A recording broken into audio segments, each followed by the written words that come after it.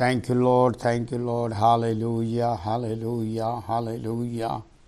धन्यवाद पिता, धन्यवाद धन्यवाद धन्यवाद हो इब्राहिम, इसहाक, याकूब के परमेश्वर। हम तेरी धन्यवाद स्तुति करते हैं प्यारे पिता परमेश्वर। आपके अनुग्रह की दया के लिए धन्यवाद धन्यवाद धन्यवाद करते हैं पिता। इस नई साल के अंदर प्रभु जी आपने पिता हमें आशीष देकर आगे बढ़ा रहे हैं, इसके लिए धन्यवाद है। पिछले साल में जो भी कुछ हमारे लिए प्यारे प्रभु आपने अनुग्रह किया है, दया किया है, उपकार किया है, उस सारी बातों को प्रभु हम स्मरण करते हुए आपके नाम की महिमा स्तुति करना चाहते हैं।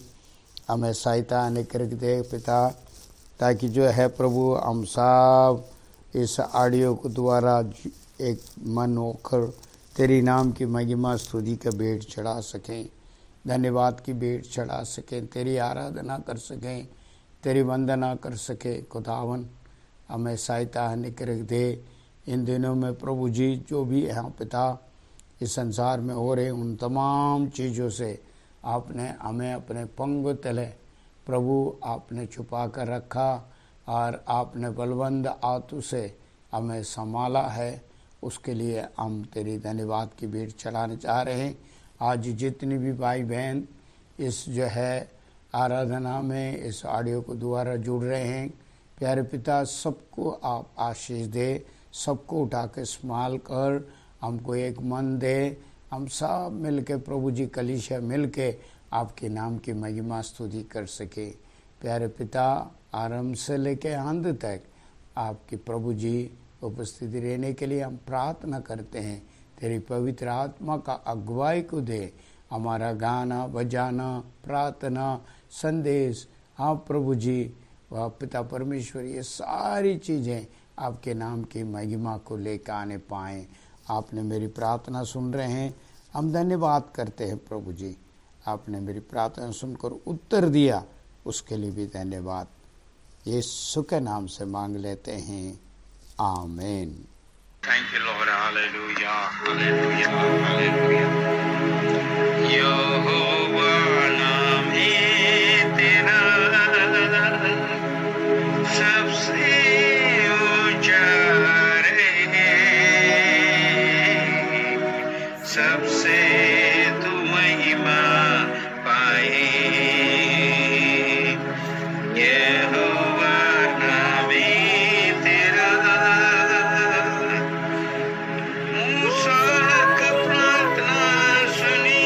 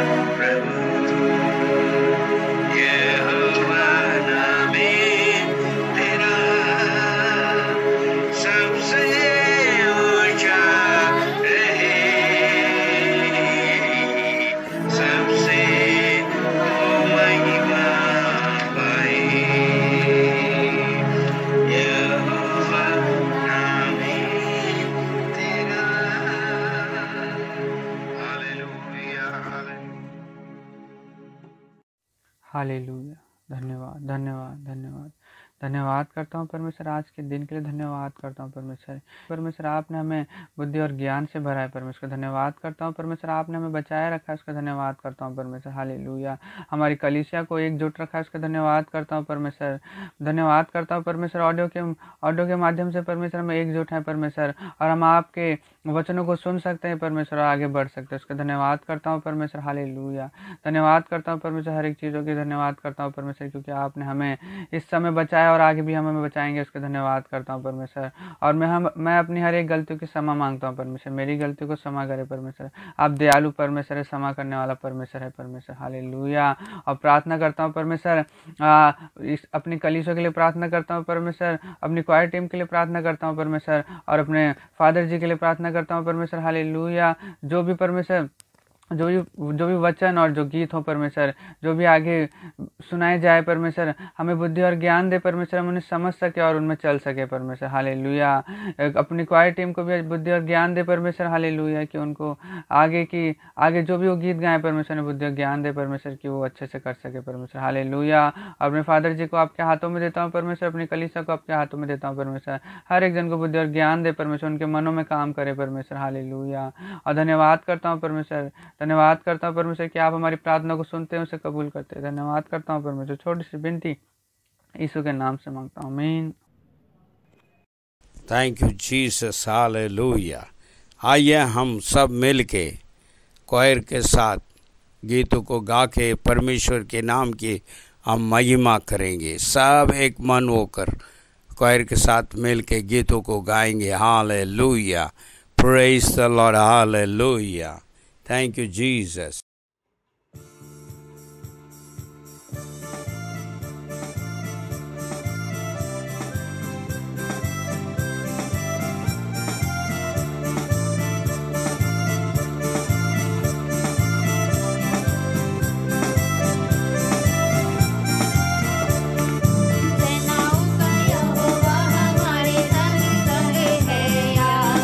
परमेश्वर हमारा ऊंचा गढ़ है।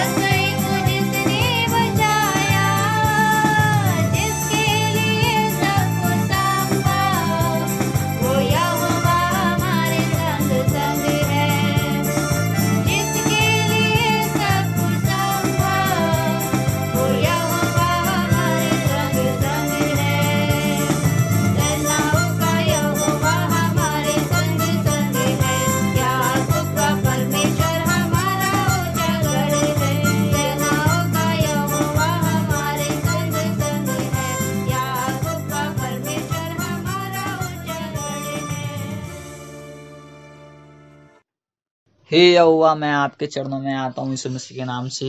आज आपने हमें सुरक्षित रखा, इसके लिए धन्यवाद।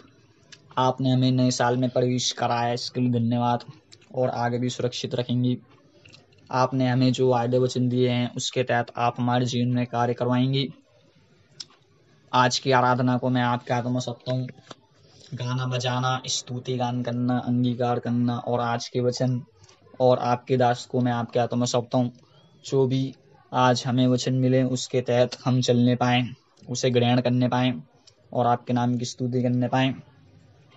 मैं सबको आपका हाथों में सौंपता हूँ। अभी तक आपने हमें सुरक्षा प्रदान करी, इसके लिए धन्यवाद। आगे भी सुरक्षा प्रदान करेंगे। और जो भी भवन हमारे खुले नहीं हैं, जल्द से जल्द हमारे भवन खुलने पाएँ, जिससे कि हम पहले की तरह आकर आपकी प्रार्थना करने पाएँ और आपके नाम की स्तुति करने पाएँ। और ये छोटी सी प्रार्थना आपने मेरी सुनी है और इसके लिए धन्यवाद और पूर्ण भी करी। और सारी प्रार्थना विनती प्रभु यीशु मसीह के नाम से मांगता हूँ, आमीन। धन्यवाद तो धन्यवाद धन्यवाद धन्यवाद तारीफ हो महान परमेश्वर। धन्यवाद तो धन्यवाद। तो आइए हम सब मिल के दूसरा गीतों को भी है हम कोयर के साथ मिल के गाएंगे, उसके नाम की महिमा हो। Hallelujah hallelujah.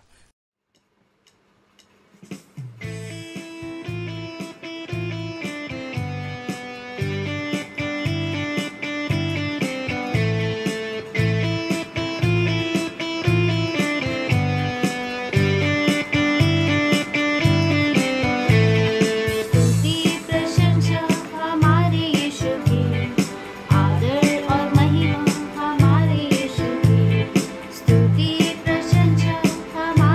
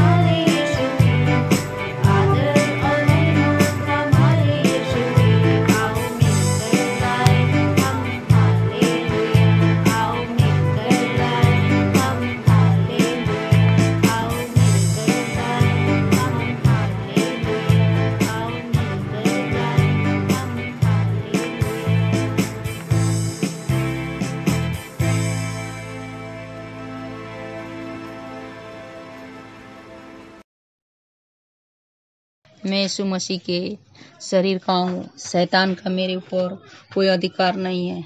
मुझ में रहने वाला यीशु संसार में रहने वाले शैतान से बड़ा है। इसीलिए शैतान पर मुझे विजय मिलता है। मैं हानि से नहीं डरूंगी। परमेश्वर मेरे साथ है, मेरी ओर है और मुझ में रहता है। मैं न डरूंगी, भय मेरे निकट न आएगा। परमेश्वर मुझे नहीं छोड़ेगा और नहीं त्यागेगा। परमेश्वर मेरा सहायक है। जितनी हथियार मेरी हानि के लिए बनाई जाएं, उनमें से कोई सफल न होगा। मैं उस वृक्ष से समान हूँ जो बहती नदी के किनारे लगाया गया है और अपने ऋतु में फलता है। जो कुछ मैं करूंगी वह सब सफल होगा। जहाँ कहीं मैं जाऊं, परमेश्वर के स्वर्गदूत मेरी रक्षा करता है। कोई विपत्ति मुझ पर न पड़ेगी और न ही कोई दुख मेरे डेरे के निकट आएगा। यीशु मसीह मेरे लिए श्रापित हुआ और व्यवस्था के श्राप अर्थात दूसरी मृत्यु, रोग, आर्थिक अभाव इत्यादि से मुझे छुड़ाया है। मेरा परमेश्वर अपने उस धन के अनुसार जो महिमा सहित मसीह यीशु में है, मेरी हर एक गति को पूरा करेगा। वह कंगाल बना ताकि मैं धनी हो जाऊं। जैसे मैं आत्मिक उन्नति कर रही हूँ, वैसी सब बातों में उन्नति करूं और भली चंगी रहूं। प्रभु यीशु मसीह का वचन मेरे हृदय में सिद्ध ज्ञान सहित अधिकांश से रहता है। परमेश्वर की ओर से मसीह यीशु मेरे लिए ज्ञान ठहरा है। अंधकार की अधिकारों से मैं छुड़ाई गई हूँ। शैतान का मेरे ऊपर कोई अधिकार नहीं है। शैतान के सब जलते हुए तीरों को मैं विश्वास के ढाल से बुझा दूंगी। यीशु के मार खाने से मैं चंगी हुई। मेरा शरीर परमेश्वर के पवित्र आत्मा का मंदिर है। मैं परमेश्वर का मोल ली हुई हूँ। रोग और शैतान का मेरे शरीर पर अधिकार नहीं है। यीशु ही मेरा प्रभु और मसीहा है। विश्वास करने के कारण मैं परमेश्वर से जन्मी हूँ। यीशु ही परमेश्वर का पुत्र है। विश्वास करने से मैं संसार पर जय प्राप्त करती हूँ। यीशु ही मेरा उद्धारकर्ता और प्रभु है। हृदय से विश्वास और मुंह से अंगीकार करने से मैं परमेश्वर से जन्मी हूँ। परमेश्वर से जन्मी मैं पाप नहीं करूंगी, क्योंकि परमेश्वर का बीज मुझ में है। पवित्र आत्मा मुझे दिया गया है, जिसके द्वारा परमेश्वर का प्रेम मेरे मन में डाली गई है। मैं शत्रुओं से भलाई करूंगी, उनसे प्यार करूंगी व उनके लिए प्रार्थना करूंगी। अनुग्रह धर्म वरदान की भरपूरी प्राप्त में यीशु मसीह के द्वारा अवश्य ही अनंत जीवन में राज्य करूंगी। परमेश्वर का मेरा ध्यान है, इसलिए अपनी सारी चिंता उस पर मैंने डाल दी है। विश्वासी होने के कारण अब मैं किसी बात की चिंता नहीं करूंगी। परमेश्वर मेरे मनोरथों को पूरा करेगा। मेरे सब काम वही पूरा करेगा। मुझे सामर्थ देने वाले प्रभु यीशु मसीह में मैं सब कुछ कर सकती हूँ। मेरे लिए कुछ भी असंभव नहीं है। विश्वास के कारण सब कुछ संभव है। मेरी रोटी और पानी परमेश्वर से आशीषित है। मैं स्वस्थ और भरपूर जीवन जीऊंगी। विजय हमारी है। आमीन। हे पिता परमेश्वर, धन्यवाद करती हूँ तुम अपने वचनों के अपने संदेश के द्वारा हमसे बात करने जा रहा है। अपनी बुद्धि और ज्ञान देना, जिससे हम तेरी बातों को समझ सके। आवाज तेरे दास की हो, पर शब्द तेरे हो, विचार तेरे हो, वचन तेरे हो।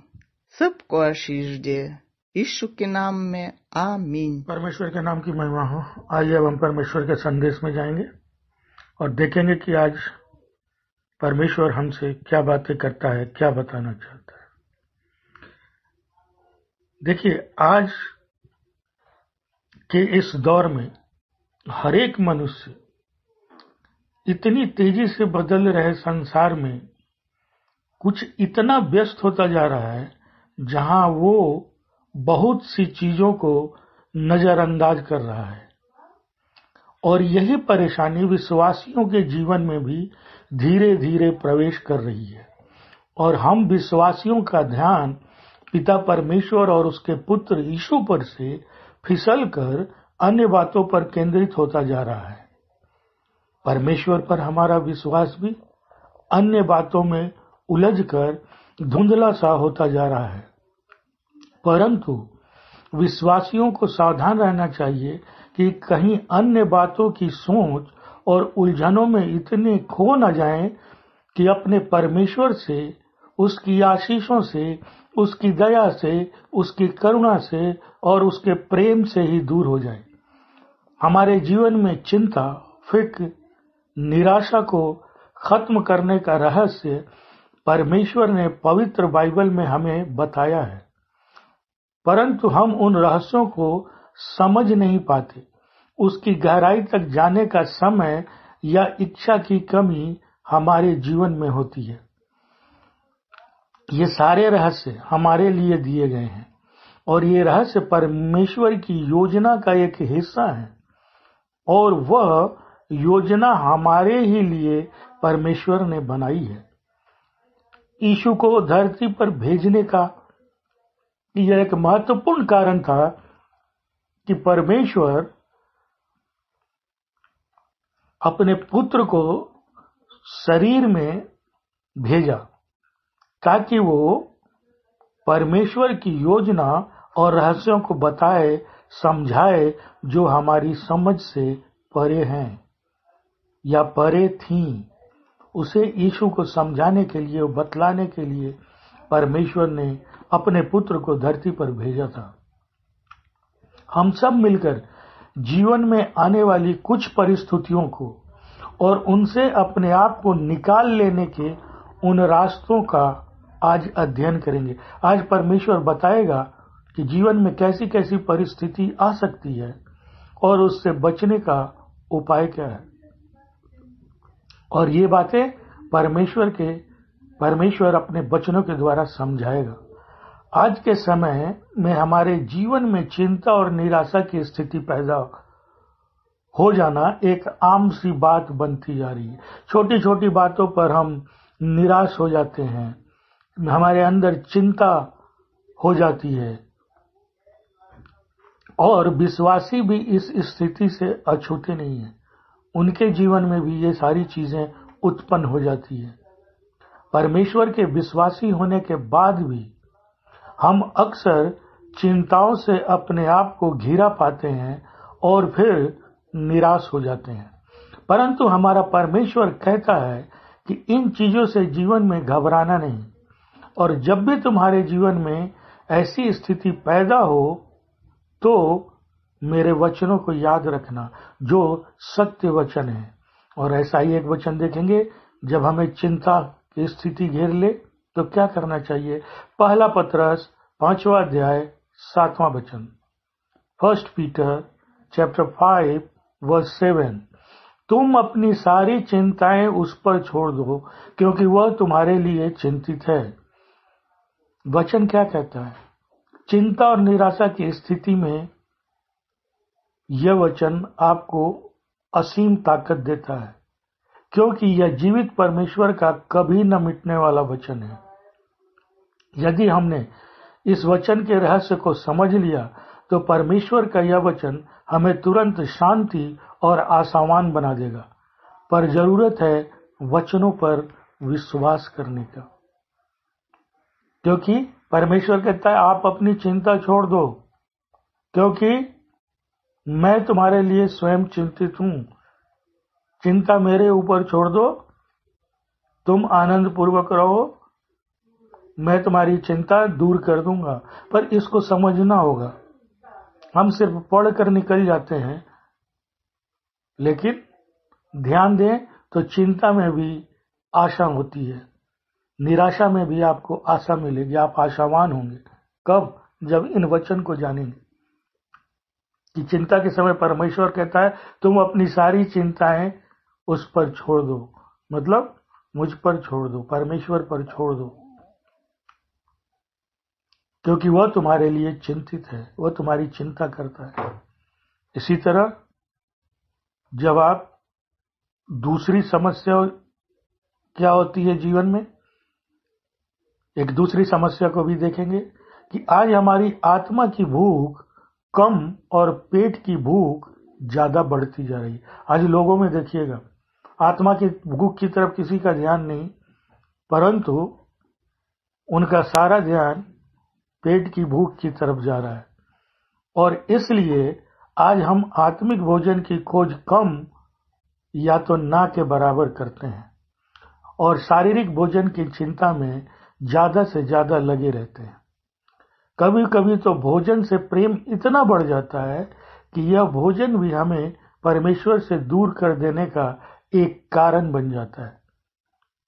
शारीरिक भोजन भी जीवन में बहुत जरूरी है। मैं ये नहीं कह रहा कि आप पेट की भूख को नजरअंदाज कर दें, बट उसके साथ साथ आपको आत्मिक भूख की तरफ भी ध्यान देना है कि आप पेट भरते भरते कहीं आत्मा को तो भूखे नहीं रख रहे। परंतु यदि हमारा ध्यान अधिक समय तक सिर्फ पेट की भूख, सिर्फ शारीरिक भोजन पर केंद्रित रहता है, तो ये एक चिंता का विषय है कि आप अपनी आत्मिक भूख की तरफ ध्यान नहीं दे रहे। आत्मा भूखी है, आत्मा प्यासी है।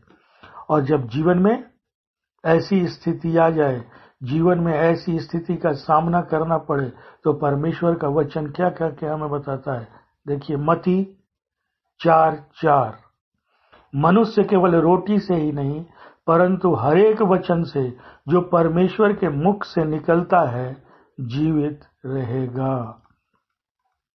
परमेश्वर का वचन साफ साफ कहता है कि तुम रोटी चाहिए तुम्हें शारीरिक भोजन के लिए, पर उसमें अधिक चिंता, अधिक समय उसी सोच में मत गुजारो, क्योंकि क्या कहता है कि तुम्हारा जीवित रहना, तुम्हारा आत्मिक जीवन जो है वो रोटी से नहीं परंतु परमेश्वर के प्रत्येक उन वचनों से है जो परमेश्वर के मुख से निकलते हैं। जिसने भी परमेश्वर के मुख से निकले उस बहुमूल्य वचन को समझ लिया, उसका जीवन आज आत्मिक आनंद, शांति, सुख, प्रेम, सच्चाई, करुणा में डूबा हुआ है या डूब जाएगा। परंतु कुछ लोगों ने अब तक जीवन में वचनों को प्राथमिकता, मुख्यता नहीं दी।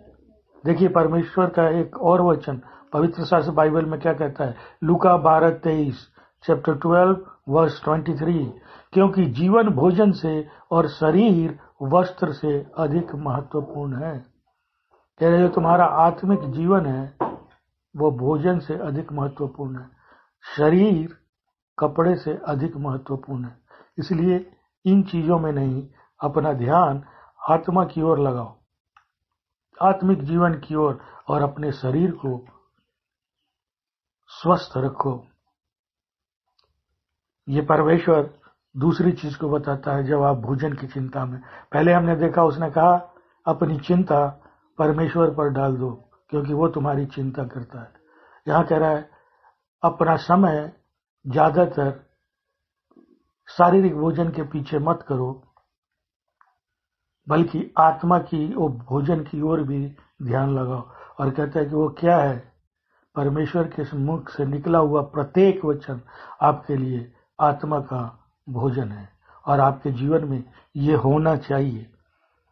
तीसरी स्थिति क्या होती है जीवन में, हम इस जीवन में भय या डर से घिर जाते हैं, क्योंकि हमारे जीवन में भय और डर आते हैं। यह भय किसी भी बातों से जुड़ी हो सकती है। जीवन में जब भी किसी भी प्रकार के भय या डर का प्रवेश होता है तो वह हमें कमजोर बना देता है। इसलिए विश्वासी जीवन में डर को प्रवेश नहीं करने देना चाहिए। डर हमें कमजोर करेगा और कमजोर होते ही हमारा विश्वास परमेश्वर पर से डगमगा जाएगा और हम इधर उधर ताकने झांकने लगेंगे। हम परमेश्वर से दूर हो जाएंगे क्योंकि कमजोर हो गए। किसने कमजोर किया? भय ने, डर ने आपके जीवन में प्रवेश करके आपको कमजोर कर दिया। इसलिए इससे बचिए। और इसके लिए परमेश्वर क्या कहता है, 2 तीमुथियुस 1:7, क्योंकि परमेश्वर ने हमें जो आत्मा दी है वह हमें कायर नहीं बनाती बल्कि हमें प्रेम, संयम और शक्ति से भर देती है। देखिए वचन क्या कहता है कि हमें परमेश्वर ने जो आत्मा दी है वो कायर नहीं है, वो हमें कायर नहीं बनाती, हमें डरपोक नहीं बनाती, बल्कि प्रेम, संयम और शक्ति से भर देती है। वो तो आपको शक्ति देती है, संयम देती है, प्रेम देती है। फिर हम अपने जीवन में कायर क्यों बने हुए हैं? क्यों हर समय भयभीत रहते हैं? क्यों हर समय डरे डरे रहते हैं? जबकि परमेश्वर ने वो आत्मा हमें नहीं दी है, डर की आत्मा नहीं दी है, वचन साफ कहते हैं हमें जो आत्मा दी है वो हमें कायर नहीं बनाती। फिर आज विश्वासी कायर क्यों बने हुए हैं? क्योंकि वचनों पर उनका ध्यान नहीं, वचनों के रहस्यों को वो नहीं जानते। नहीं तो आज सारे विश्वासी बलवंत होंगे, स्थिति कैसी भी आए, परिस्थिति जीवन में कैसे भी आए, हर एक चीज के लिए परमेश्वर ने समझाया है पहले से। कायरता विश्वासी जीवन का प्रतीक नहीं है, कायरता विश्वासी जीवन का चिन्ह नहीं है।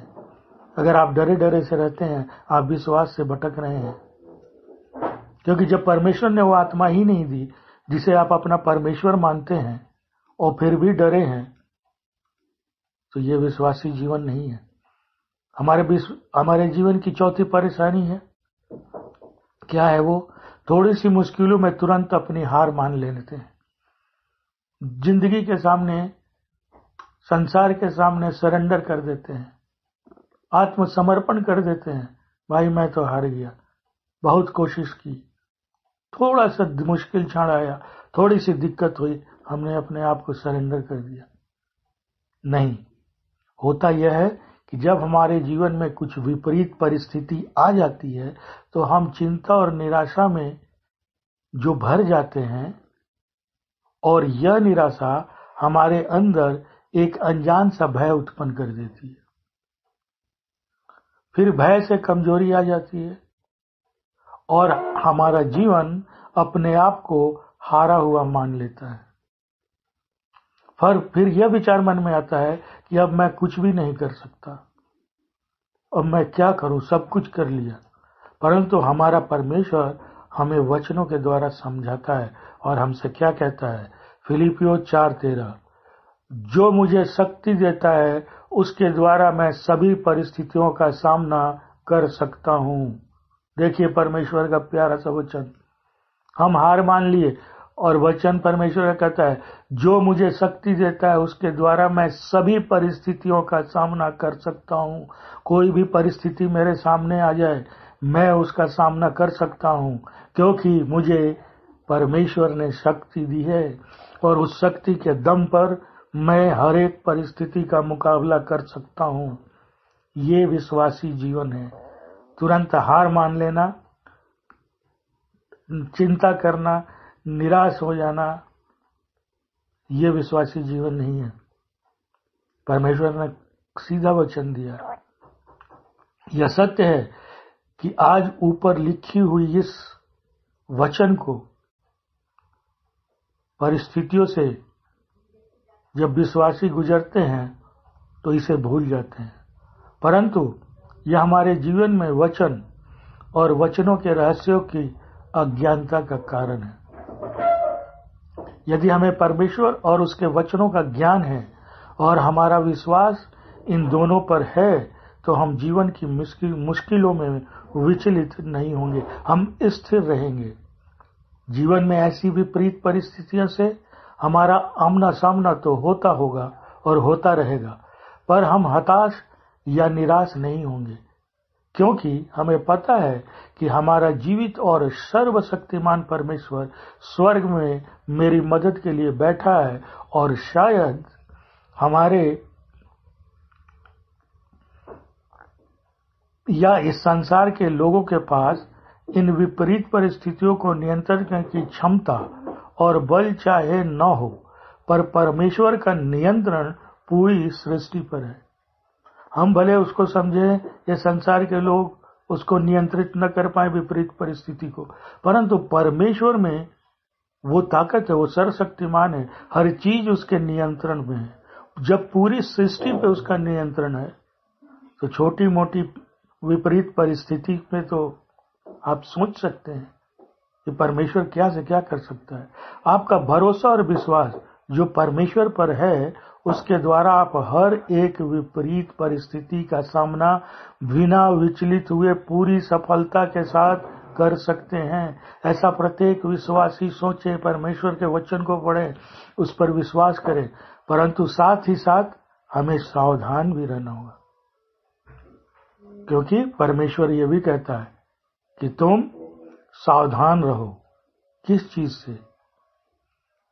इब्रानियों 3:12 में कहता है, हे भाइयों सावधान रहो, कहीं ऐसा न हो कि तुम में से किसी का मन दुष्ट और अविश्वासी हो जाए और तुम जीवित परमेश्वर से दूर हो जाओ।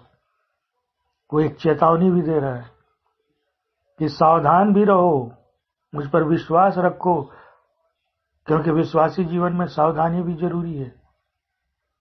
कह रहा सावधान रहो, कहीं ऐसा न हो कि तुम में से किसी का मन दुष्ट और अविश्वासी हो जाए और तुम परमेश्वर, जीवित परमेश्वर से दूर हो जाओ। जैसे ही अविश्वास आपके मन में आएगा, आप परमेश्वर से दूर हो जाएंगे। जैसे चिंता आपके जीवन में आएगी, जैसे भय आपके जीवन में आएगा, आप कमजोर होंगे, अविश्वास में पड़ जाएंगे और परमेश्वर से दूर हो जाएंगे। लेकिन परमेश्वर क्या कहता है कि तुम तो हर परिस्थिति का सामना कर सकते हो भाई, क्योंकि मैंने तुम्हें शक्ति दी है। मैंने तुझे वो आत्मा दी है जो कायर नहीं है, जो शांति, प्रेम और संयम की आत्मा है। लेकिन हम विश्वासी जब वचनों पर ध्यान नहीं देते, परमेश्वर जब उनसे बातें करता है, हम उससे पर ध्यान नहीं देते, तो क्या होता है, जीवन में ये सारी परेशानियां आ जाती है। चिंता, भय, डर, किसी न किसी रूप में परिस्थितियां बदलती हैं, हम घबरा जाते हैं। हमें इन सब चीजों से बचना है, क्योंकि परमेश्वर का वचन कहता है इन सब चीजों से बचिए, अपने आप को बचाइए। इसलिए ये जरूरी है कि प्रत्येक विश्वासी परमेश्वर के वचनों में छुपे रहस्यों को जाने और जीवन की परेशानी पर भी विश्वास द्वारा विजय प्राप्त करें, क्योंकि विजय के लिए परमेश्वर ने हमें चुना है। हमें हारने के लिए नहीं चुना है, हम विजयी हों इसके लिए परमेश्वर ने चुना है। लेकिन हम थोड़ी सी विपरीत परिस्थिति आती है, भय, चिंता, डर हमारे जीवन में प्रवेश कर जाता है और धीरे धीरे हम परमेश्वर से दूर होते जाते हैं। हम इधर उधर भागते हैं मदद के लिए, जबकि परमेश्वर ने सब कुछ दिया है। तुम भयभीत क्यों होते हो? मैंने तुम्हें जो आत्मा दी है वो कायर की तो नहीं है। क्यों तुम विश्वासी होकर कायरता की बातें करते हो, कायरता की बातें सोचते हो? मैंने तो वो आत्मा नहीं दी थी। चिंता किस बात की करते हो, जब मैं कह रहा हूं अपनी सारी चिंता छोड़ दो, क्योंकि मैं तुम्हारी चिंता करता हूं। कहता है भोजन के लिए क्यों भटक रहे हो, जबकि मनुष्य सिर्फ रोटी से नहीं, मेरे उन प्रत्येक वचनों से जो मेरे मुख से निकलता है अपनी आत्मा को जीवित रखेगा। लेकिन फिर भी हम इन सब चीजों पर ध्यान नहीं देते। और आखिरी वचन में भी उसने कहा सावधान रहना, कहीं ऐसा ना हो कि तुम्हारा मन दुष्ट और अविश्वासी हो जाए और तुम परमेश्वर से दूर हो जाओ। मेरे भाई बहन, इन सब चिंताओं को छोड़कर परमेश्वर के वचन पर ध्यान दीजिए। देखिए आप में हिम्मत, ताकत आ जाएगी। आप अगर निराशा में हैं, आशा में आ जाएंगे। अगर चिंता में हैं पड़े हुए, सारी चिंताएं दूर हो जाएंगी। लेकिन उसके लिए परमेश्वर के रहस्य को समझने की कोशिश करें, उसे जानने की कोशिश करें और पिता परमेश्वर और उसके पुत्र पर अपना विश्वास कायम रखें। तब आपके जीवन में हर एक चीज बदल जाएगी, सब नया हो जाएगा। परमेश्वर सबको आशीष दे, आमीन। Thank you lord, hallelujah. प्रभु हम तेरी धन्यवाद स्तुति करते हैं इस जो है संदेश के लिए भाई प्रशांत के द्वारा हमसे बात की है, उसके लिए हम धन्यवाद करते हैं। प्रभु जी आपकी योजना प्रभु यीशु मसीह को इस धरती पर भेजने के लिए, इन तमाम बातों को प्रभु वचन के आधार पर हमने आपकी योजना को सुना।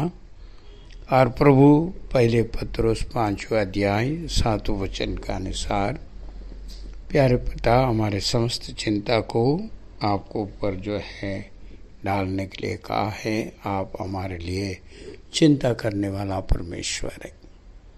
प्यारे पिता परमेश्वर, इस वचन के द्वारा जितनी भी भाई बहन प्रभु इस संदेश को सुना है, उन सबको आप आशीष दे, भाई प्रशांत को भी आशीष दे, और भी प्रभु तेरी वचन कर प्रभु और बांट सके, आपके नाम की महिमा के लिए गवाही बने। जितने भी भाई बहन प्रभु जी ये वचन को सुन रहे हैं, संदेश को, उन सबको आशीष आनिक रख दे।